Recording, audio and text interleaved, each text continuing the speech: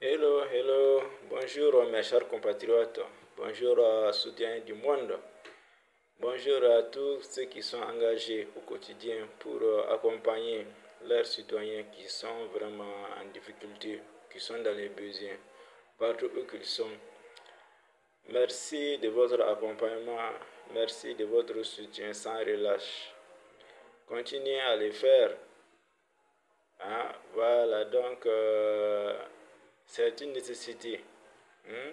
Voilà.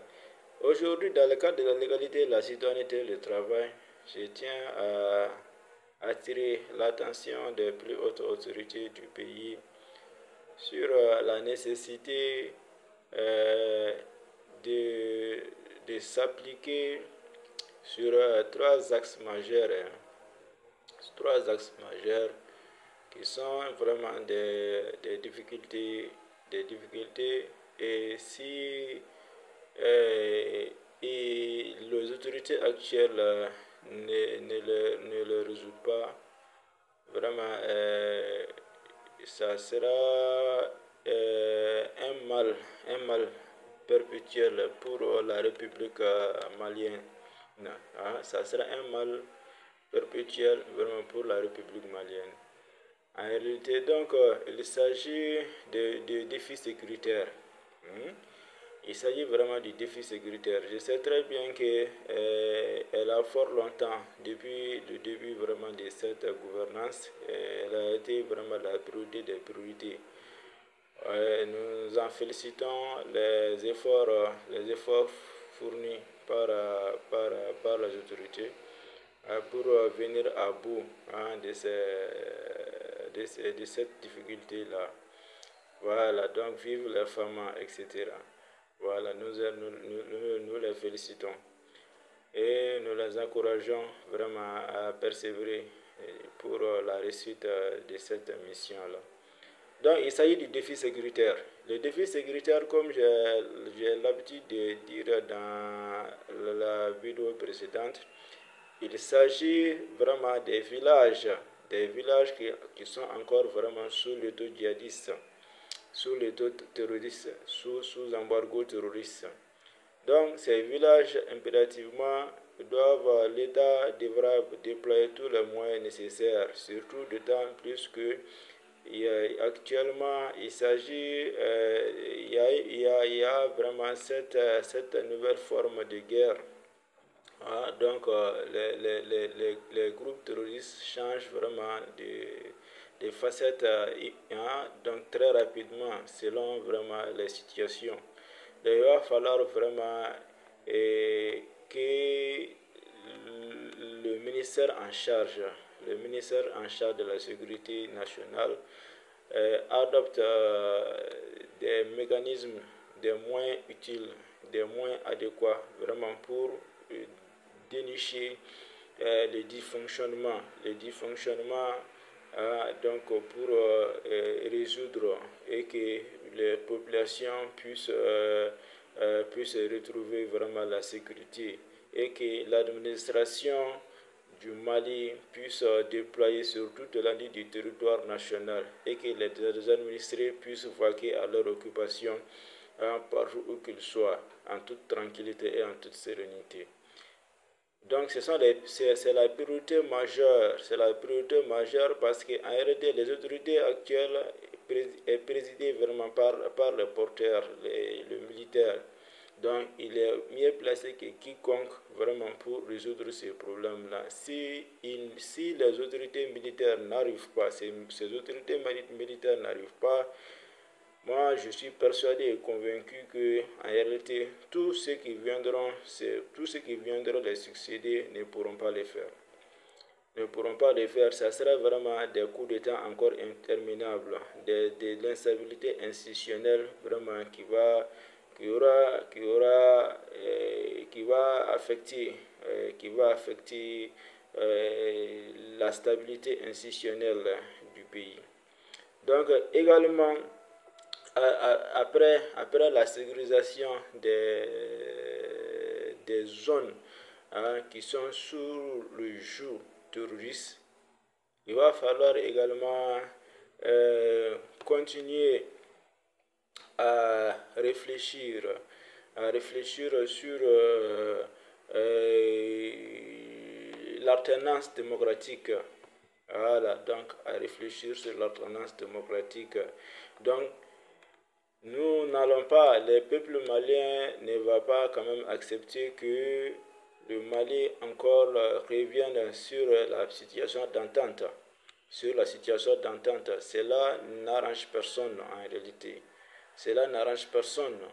Voilà, donc il va falloir que les autorités actuelles réfléchissent à mettre à déployer tous les moyens nécessaires pour forger la doctrine institutionnelle et faire en sorte au moins pour que l'alternance et celui qui doit succéder puisse vraiment être quelqu'un au moins de consensuel.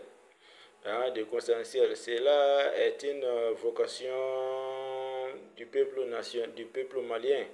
C'est le peuple malien qui décidera vraiment, qui fera l'unanimité, etc., qui fera le consensus, etc.